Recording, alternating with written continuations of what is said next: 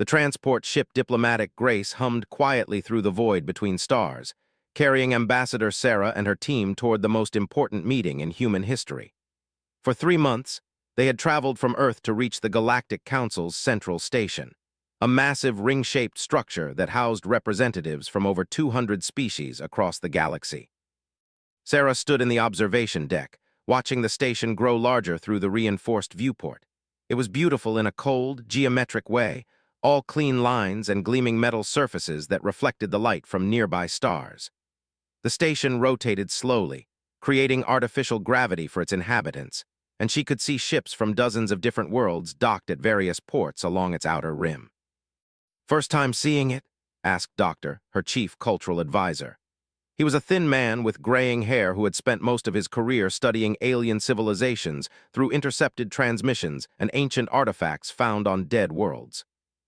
"Yes," Sarah replied, not taking her eyes off the station. "It's hard to believe we're finally here. After all those years of sending radio signals into space, hoping someone would answer, and now. Now we're about to find out if humanity is worthy of joining the galactic community." Finished. No pressure at all. Sarah smiled at his dry humor, but she felt the weight of responsibility on her shoulders. The Galactic Council had agreed to consider Earth's application for membership, but only after humanity had proven itself through a series of tests and evaluations. This final diplomatic meeting would determine whether Earth would be welcomed as an equal partner or dismissed as another primitive species not ready for the responsibilities of galactic citizenship. The door to the observation deck slid open, and Captain Jennifer Torres entered, her uniform crisp and professional despite the long journey. "Ambassador, we'll be docking in 30 minutes. The Council has sent us docking instructions and a formal welcome protocol." "What kind of protocol?" Sarah asked, turning away from the viewport. "Standard stuff, mostly. We dock at Bay 94, submit our credentials to station security, and then proceed to the diplomatic quarter. They've assigned us quarters and meeting rooms, and our formal presentation to the Council is scheduled for tomorrow morning, station time." Sarah nodded. They had rehearsed their presentation countless times during the journey. Humanity's achievements, their technological progress, their cultural contributions, and most importantly, their potential value as members of the galactic community. It was all carefully prepared and diplomatically worded. "There's one thing, though," Captain Torres continued, looking slightly uncomfortable. "The Council representative who sent the protocol seemed surprised by some of our requests." "What requests?" asked, raising an eyebrow. "Well, we asked about dietary accommodations for our team, inquired about medical facilities in case of emergencies, and requested information about station customs to avoid any cultural misunderstandings. Apparently, most species don't ask these kinds of questions." Sarah frowned. "What do they usually do?" "According to the representative, most new species just show up and demand to be heard. They don't worry about accommodations or cultural sensitivities. The representative said our questions were unusual." "Unusual how?" Sarah pressed. Captain Torres shrugged. "They used a word that roughly translates to excessively considerate in their language. They seemed confused by it." And Sarah exchanged glances. They had spent months studying what little information Earth had about galactic culture, trying to prepare for every possible situation. Being considerate seemed like basic diplomacy to them. "Well," Sarah said finally, "I'd rather be overly polite than accidentally offend someone. We only get one chance at this." The docking procedure went smoothly. The Diplomatic Grace settled into its assigned bay with barely a tremor, and within minutes, station personnel had connected the airlocks and begun the standard arrival checks. Sarah and her team gathered their belongings and prepared to disembark. The station's interior was even more impressive than its exterior. The corridors were wide and well lit, with high ceilings that accommodated species of various sizes. Sarah saw beings that walked on 6 legs, others that seemed to float rather than walk, and some that looked almost human except for their blue skin and extra arms. Everyone moved with purpose, going about their daily business with the efficient bustle of any major hub of activity. Their escort was a tall, thin being called Nine, who belonged to a species called the. He had gray skin, large black eyes, and spoke through a translation device that rendered his words in crisp, formal English. "Welcome to Central Station," Nine said as he led them through the corridors. Your quarters are in Section C7 of the Diplomatic Quarter. Your formal presentation to the Council will take place tomorrow at 900 hours station time. Do you require anything else? We were hoping to tour some of the station, if that's allowed, Sarah said politely. We'd like to better understand galactic culture before our presentation. Nine stopped walking and turned to look at her with those large, dark eyes. You wish to tour the station? If it's not too much trouble, Sarah replied. We don't want to impose, but we thought it might help us understand the Council's expectations. Nine stood silent for a long moment. Then he activated his translation device and spoke rapidly in his own language to someone else.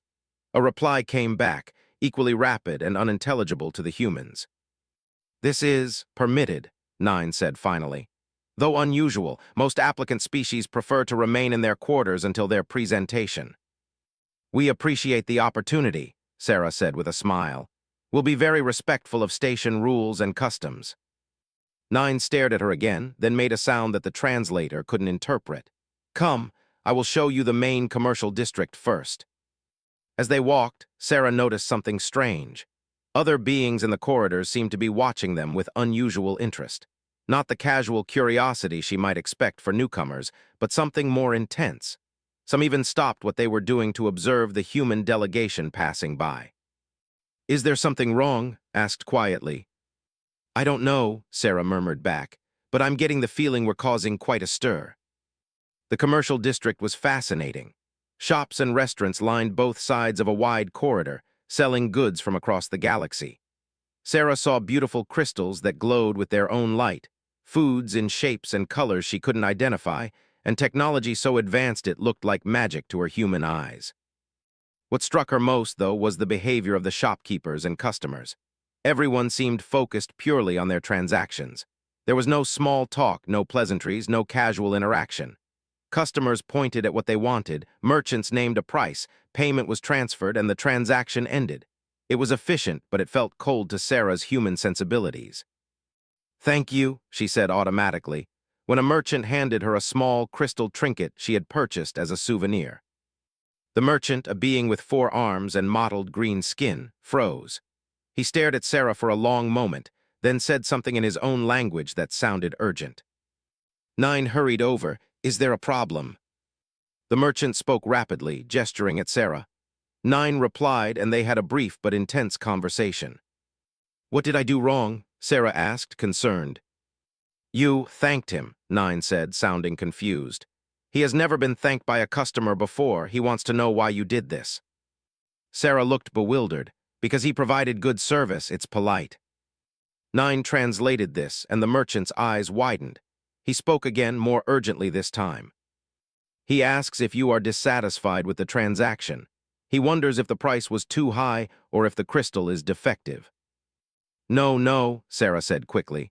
Everything is perfect. I just wanted to express appreciation for his help. This translation caused an even stronger reaction. The merchant began speaking very quickly, and other shopkeepers started gathering around. Soon, there was quite a crowd of aliens all talking at once in their various languages. Nine looked increasingly agitated. We should return to your quarters. This situation is becoming complicated. As they hurried away from the growing crowd, Sarah heard her name being repeated in several alien languages, always followed by sounds she couldn't interpret. She had the sinking feeling that her simple thank you had somehow caused a diplomatic incident. Back in the diplomatic quarter, Nine led them to a conference room and closed the door behind them. We need to discuss what just happened, he said, his formal composure cracking slightly. Your behavior in the commercial district was highly unusual. I just said thank you, Sarah protested. How is that unusual? Because, Nine said slowly, most species don't express gratitude for completed transactions. You pay the agreed price, you receive the agreed goods or services. The transaction is complete. There is no debt, no obligation, no need for additional acknowledgement. Leaned forward, but surely some species have concepts of courtesy or politeness. Some do, Nine admitted, but not like this. Your species seems to express gratitude for things that other species consider basic expectations. When you thanked the merchant, he thought you were implying that he had gone beyond his normal duties, which suggested either that he usually provided poor service, or that you expected poor service because of some negative opinion of his species. Sarah felt her heart sink. So I accidentally insulted him. Worse, you confused him, and when confusion spreads in a marketplace, it can cause problems, economic problems, diplomatic problems. The door chimed, and another alien entered. This one was shorter than 9, with darker skin and more elaborate clothing that suggested higher rank. This is Council Representative 12, 9 said. She needs to discuss tomorrow's presentation with you. 12 spoke in heavily accented English without bothering with a translator. Your arrival has caused significant disruption. The marketplace incident has been reported to station security. There are rumors spreading about human intentions and cultural practices. What kind of rumors? Sarah asked. Some believe humans are attempting to manipulate other species through false displays of gratitude. Others think humans consider all other species to be inferior and are surprised when they receive adequate service. Still others believe humans have some form of mental deficiency that causes them to state obvious facts unnecessarily. But we were just being polite, protested. 12 made a harsh sound. Politeness. Yes, we have been studying this human concept since your arrival. It is problematic. How can politeness be problematic? Sarah asked. Because it implies deception, 12 replied bluntly. When you thank someone for doing what they are already obligated to do, you suggest that their normal behavior is somehow exceptional. When you ask permission for things you have the right to request, you imply that the other party has the power to deny you those rights arbitrarily. When you apologize for minor inconveniences, you suggest either that you are unusually clumsy or that the other party is unusually intolerant. Sarah felt as if the ground was shifting beneath her feet, but we're just trying to be respectful. Respect is shown through competence and honesty, 12 said. Not through unnecessary words and gestures. The Council is concerned about what this politeness reveals about human character. What does it reveal? Sarah asked, though she wasn't sure she wanted to hear the answer. 12 was quiet for a moment.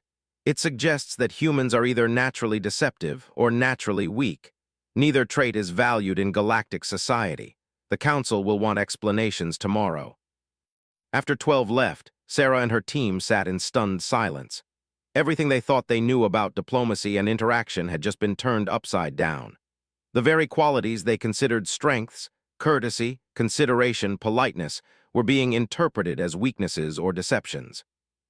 What are we going to do? Captain Torres asked.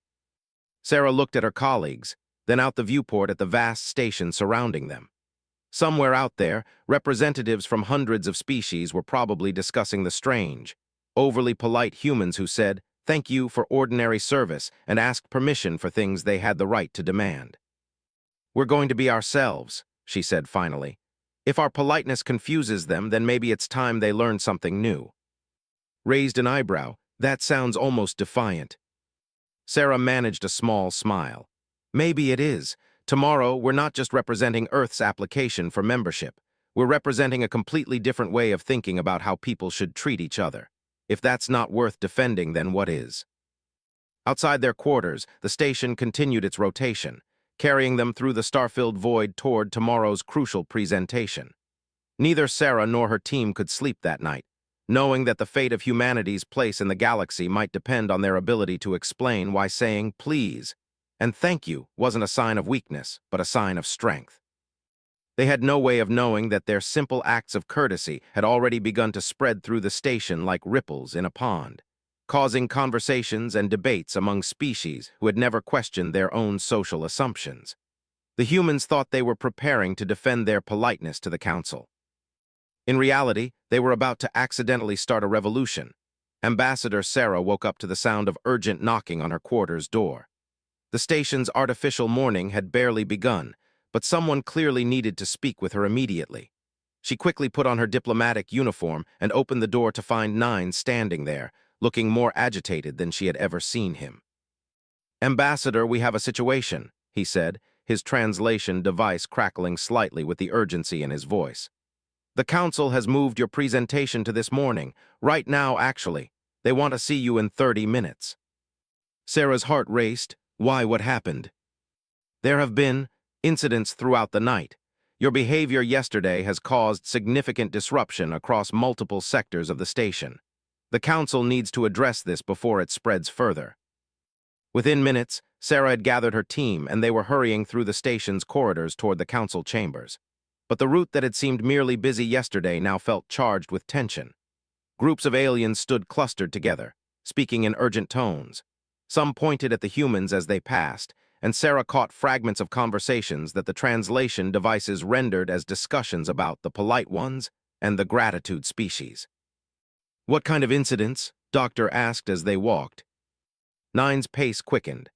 A group of merchants in Sector 7 began experimenting with thanking their customers. This caused massive confusion, as customers assumed they were being mocked or that the service was somehow deficient. 3 shops had to close due to conflicts. "Oh no," Sarah murmured. "It gets worse." A delegation of young diplomats started asking please and may I in their interactions with senior officials. The officials interpreted this as challenges to their authority. 2 junior diplomats were arrested for suspected sedition. Captain Torres shook her head. How can asking nicely be considered sedition? Because in culture, requests for permission imply that the authority being asked might be illegitimate, Nine explained. If you ask permission for something you have the right to do, you're suggesting that the person in authority might refuse a legitimate request, which questions their fitness for the position. They reached a junction where several corridors met, and Sarah could see that it was packed with beings from dozens of different species. They all seemed to be talking at once, and the noise was overwhelming even through the translation devices. "What's happening here?" asked. "Public debate," Nine replied grimly. "Word has spread about human social customs. Some species are curious, others are concerned. A few are actively hostile to the idea that there might be alternative ways of social interaction."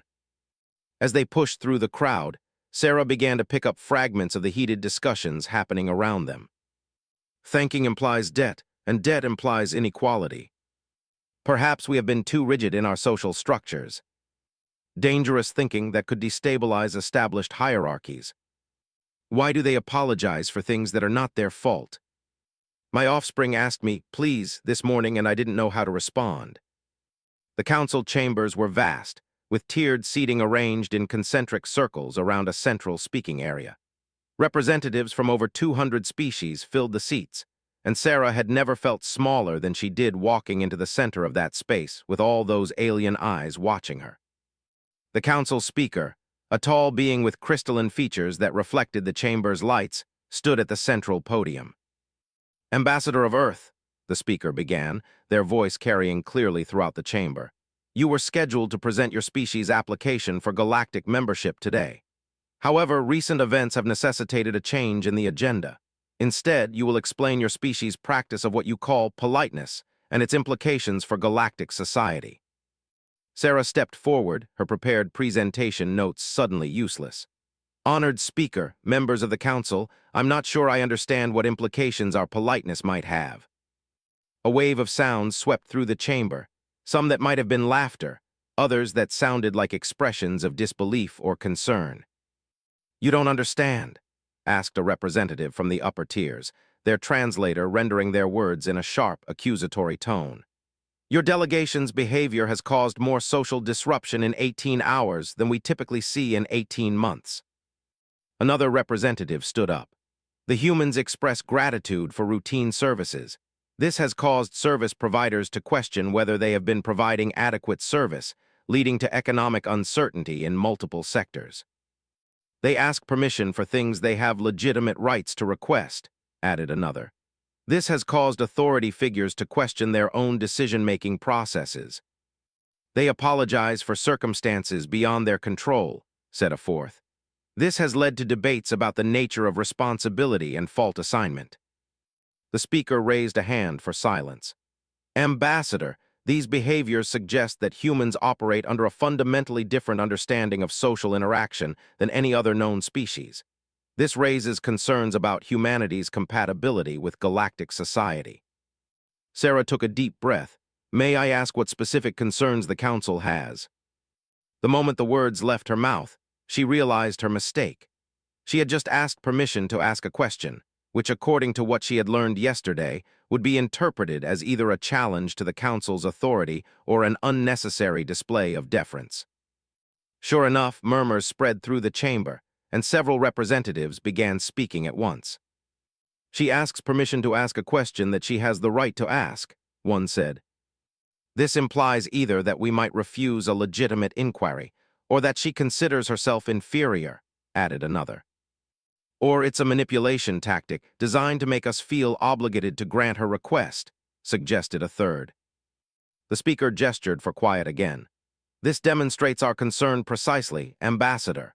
Human politeness creates ambiguity and uncertainty in interactions that should be straightforward.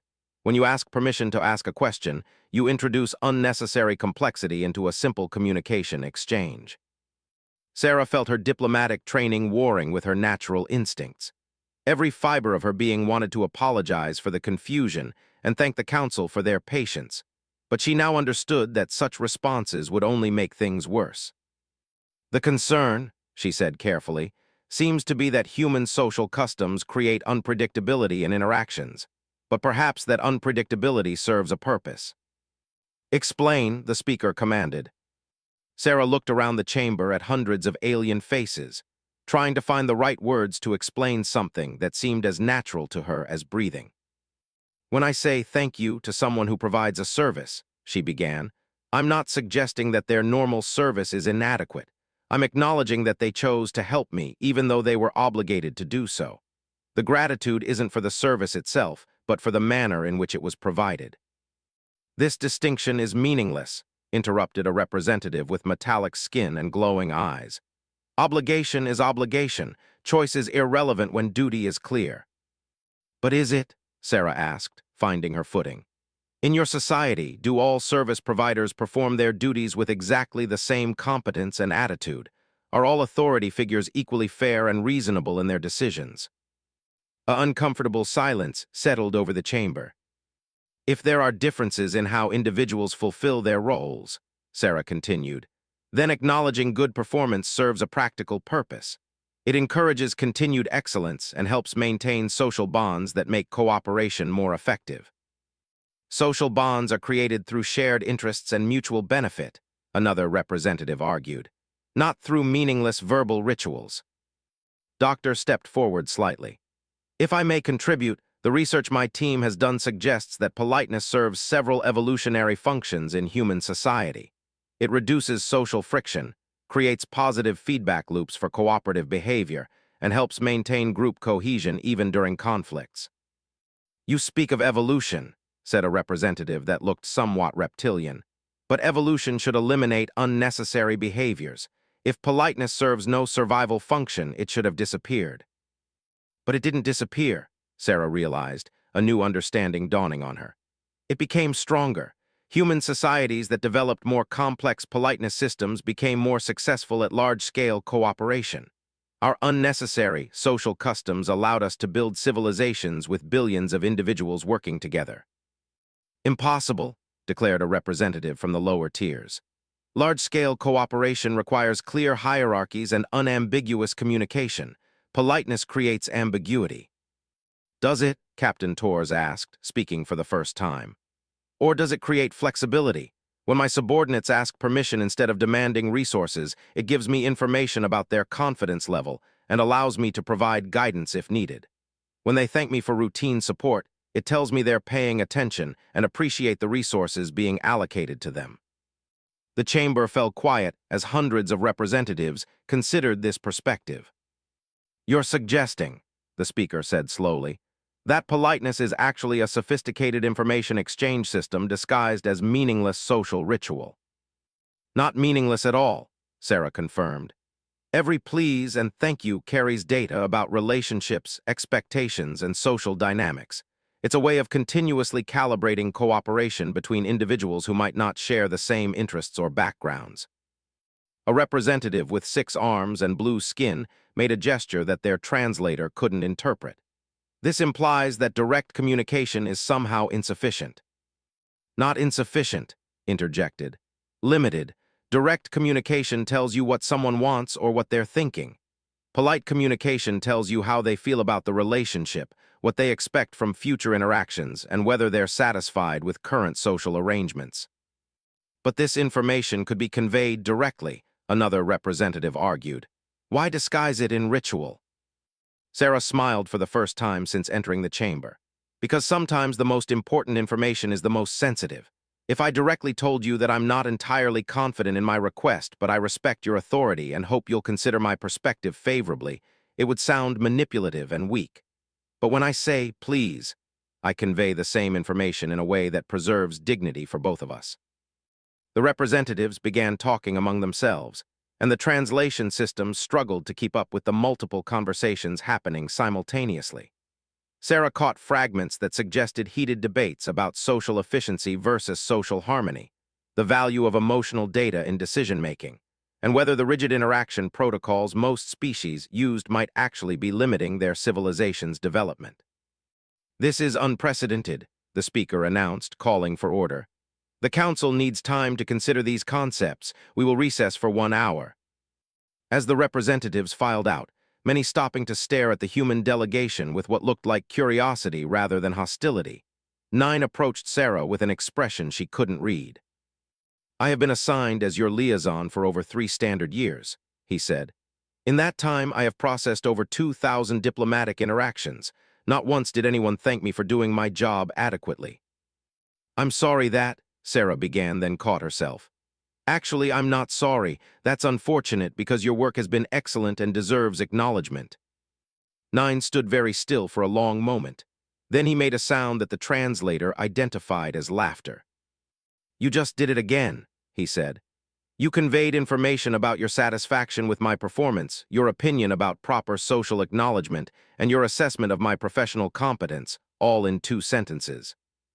Did I? Sarah asked, surprised. Yes, and for the first time in my career, I understand why some species might consider communication to be about more than just transferring data. The hour-long recess stretched into 3 hours. When the council finally reconvened, the chamber's atmosphere had changed dramatically.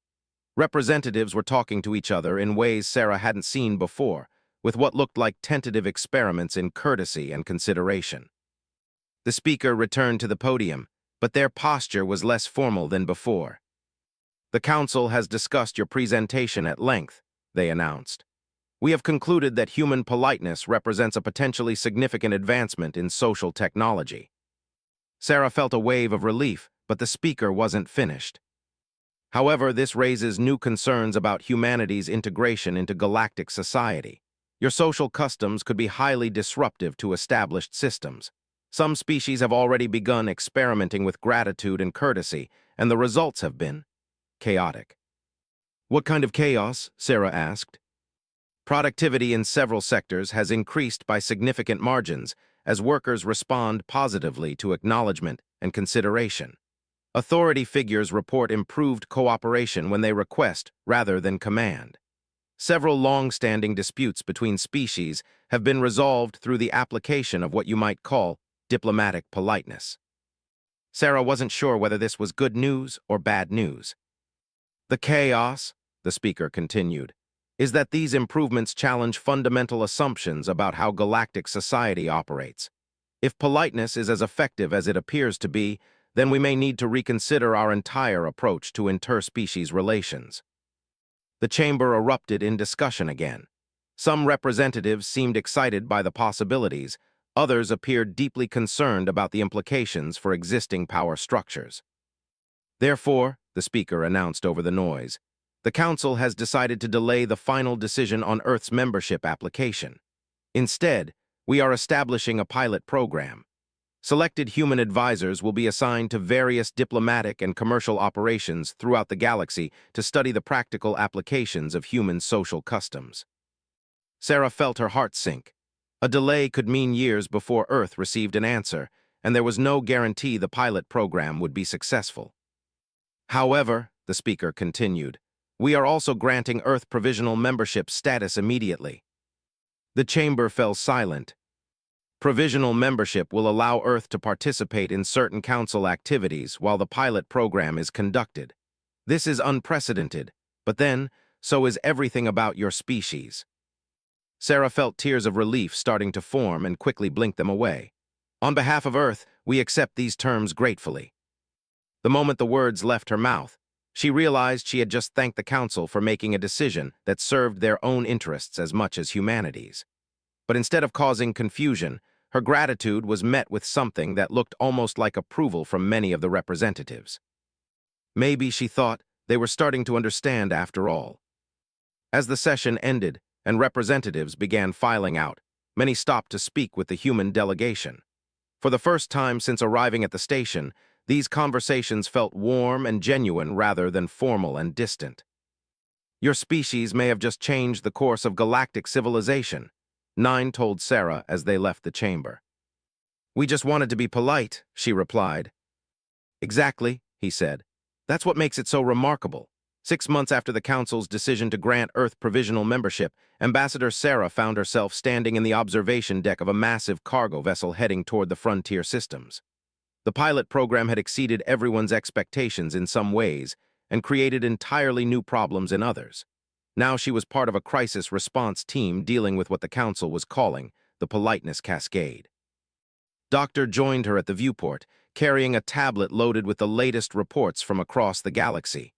His hair had gotten even grayer during the past months, and he looked exhausted. How bad is it? Sarah asked, though she wasn't sure she wanted to know. Well, the good news is that every system that's implemented human-style politeness protocols has seen measurable improvements in cooperation, productivity, and conflict resolution, said, scrolling through data.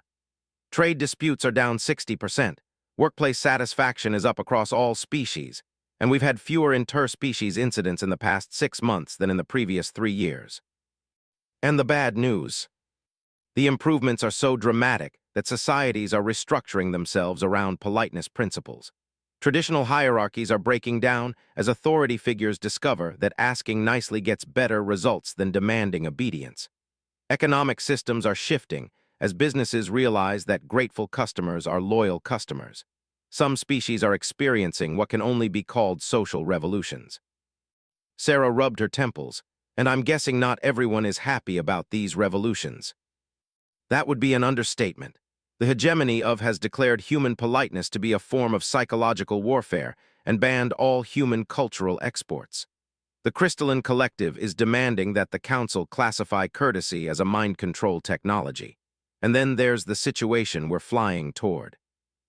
He handed her the tablet, and Sarah read the latest intelligence report from the Rigel system. 3 months ago, a human cultural advisor named James Park had been assigned to help resolve a trade dispute between the local colony and a mining operation. The dispute had been ongoing for 5 years and had resulted in several violent confrontations. James had suggested that both sides try approaching negotiations with basic courtesy, saying please and thank you, expressing appreciation for concessions, and acknowledging each other's legitimate concerns. The technique had worked so well that the dispute was resolved within 2 weeks. Word of the success had spread throughout the system. Soon, other colonies and settlements were requesting human advisors to help with their own conflicts. Politeness protocols were adopted by local governments, businesses, and even schools.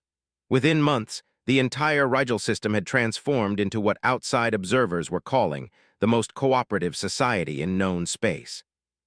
The problem was that this cooperation was now being seen as a threat by neighboring systems who feared their own populations might demand similar changes. So now we have a diplomatic crisis because people are being too nice to each other, Sarah asked incredulously. It's more complex than that, replied. The changes aren't just about being nice. They're challenging fundamental assumptions about power, authority, and social organization. When a mining supervisor discovers that asking workers, would you please, gets better results than issuing commands, it raises questions about why society is built around strict hierarchies in the first place. Captain Torres entered the observation deck, carrying her own set of reports. We'll be arriving at Rigel Station in 4 hours. The situation has escalated since our last briefing. How? Sarah asked. The Vanguard Coalition has assembled a fleet at the system's edge. They're claiming that the Rigel system has been compromised by human psychological manipulation and are demanding immediate intervention to restore proper social order. Sarah stared out at the stars. trying to process the idea that humanity's habit of saying please and thank you had somehow led to an interstellar military standoff. There's more, Captain Torres continued.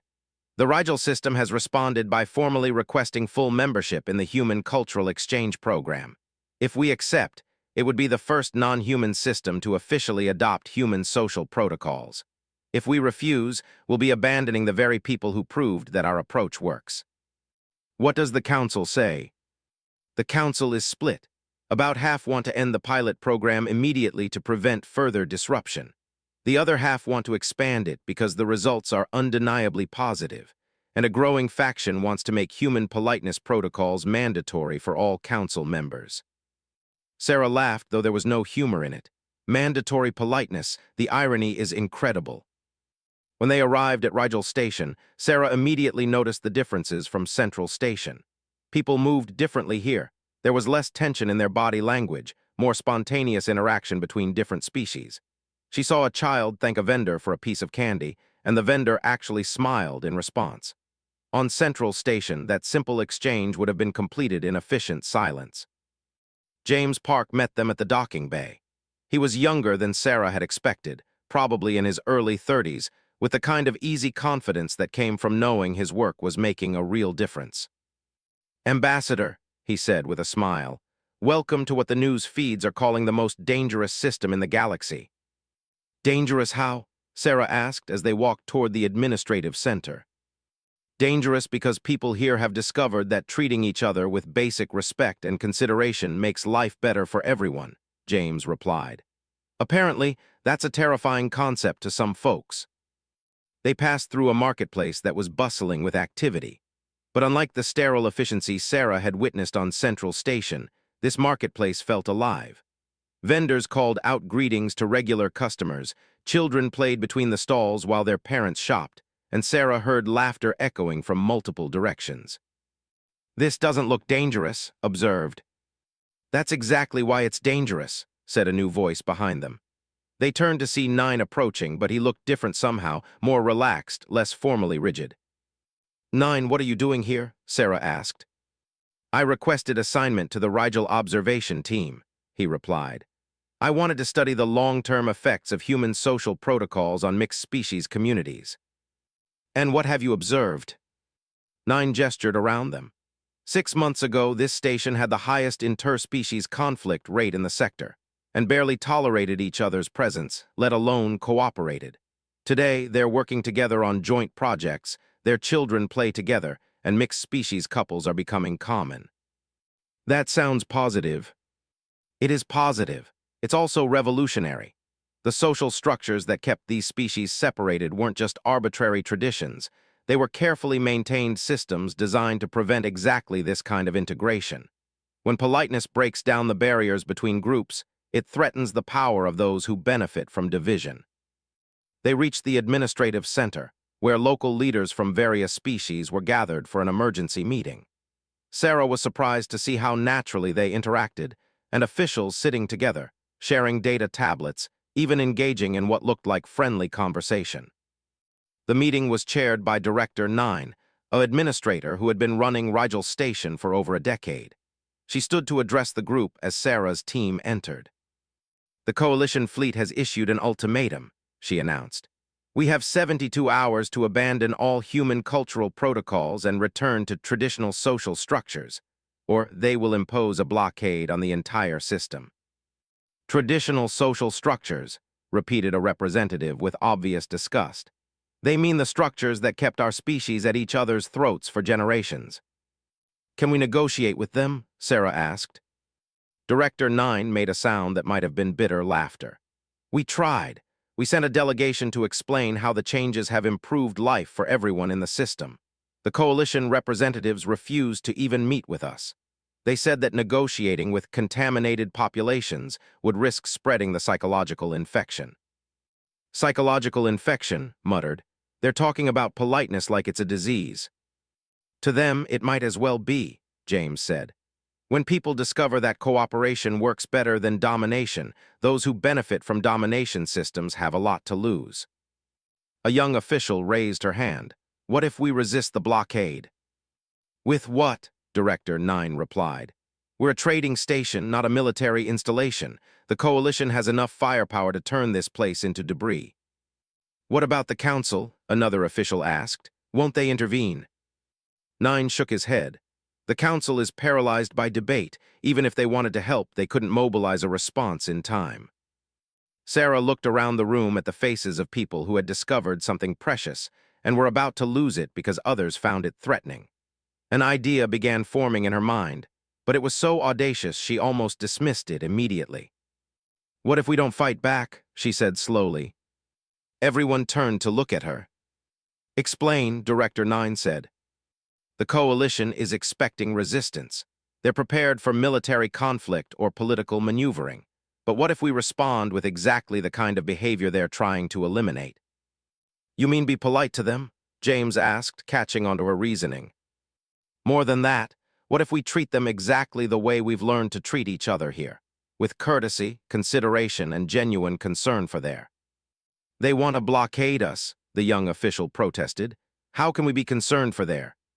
Because they're afraid, Sarah replied. Think about it from their perspective. They've spent centuries building societies around competition and dominance. Now they're seeing an alternative that threatens everything they believe about how the galaxy works. They're not acting out of malice, they're acting out of fear. Was nodding slowly. It's actually brilliant. If we respond to their hostility with genuine hospitality, it forces them to confront the very thing they're afraid of. But what if it doesn't work? The representative asked. What if they interpret courtesy as weakness and attack anyway? Then we'll have demonstrated to the entire galaxy that politeness isn't psychological manipulation, Sarah said. It's a choice to treat others with dignity even when they don't reciprocate, and that might be the most powerful statement we could make. The room fell quiet as everyone considered the proposal. It's insane, Director 9 said finally. But it's the kind of insane that might actually work, James added. Over the next 24 hours, the most unprecedented diplomatic operation in galactic history began to take shape. Instead of preparing defenses or evacuation plans, the people of Rigel Station started preparing a reception. When the Coalition fleet arrived at the edge of the system, they were met not by military vessels or desperate negotiations, but by a small, unarmed transport ship carrying Director 9, Sarah, and a delegation of local representatives. Coalition fleet, Director 9's voice carried clearly across the communication channels. This is Rigel Station. We would like to extend an invitation to your commanders and senior officers to visit our station as our guests. We understand you have concerns about recent changes in our society, and we would appreciate the opportunity to address those concerns in person. The response came after a long pause, and the confusion in the Coalition commander's voice was evident even through the translator. Rigel Station, you are harboring dangerous cultural contamination. We are here to restore proper social order, not to socialize. We understand your concerns, Commander, Sarah replied, taking over the communication. And we respect your dedication to galactic stability. That's why we'd like to show you exactly what's happening here, so you can make an informed decision about whether intervention is truly necessary. Another long pause. We appreciate your courtesy, but we have our orders. Of course you do, Director 9 said warmly. We wouldn't want to interfere with your duty, but surely your orders allow for reconnaissance. A brief inspection to assess the situation firsthand would only improve your ability to carry out your mission effectively. The pause was longer this time. Sarah could imagine the Coalition commanders trying to figure out how to respond to an invitation when they had been prepared for resistance. Our invitation stands, she added. Whether you accept it or not, we want you to know that we respect your position and we're grateful for your concern about galactic stability, even if we disagree about the best way to achieve it. The communication channel went quiet for over an hour. When it finally crackled back to life, a different voice spoke. Rigel Station, this is Coalition Admiral Vex 14. We accept your invitation. A small diplomatic party will dock at your station in 1 hour. As the Coalition shuttle approached Rigel Station, Sarah felt her heart racing. Everything depended on the next few hours. If their approach failed, it wouldn't just mean the end of the experiment in the Rigel system. It could mean the end of humanity's place in galactic society altogether. But as she watched the coalition representatives disembark from their shuttle, she noticed something that gave her hope. Despite their formal postures and stern expressions, they looked curious. And curiosity, Sarah had learned, was the first step toward understanding. The galaxy was about to discover whether politeness truly was powerful enough to overcome fear, suspicion, and centuries of entrenched thinking. The answer would determine not just the fate of the Rigel system, but the future of interstellar civilization itself.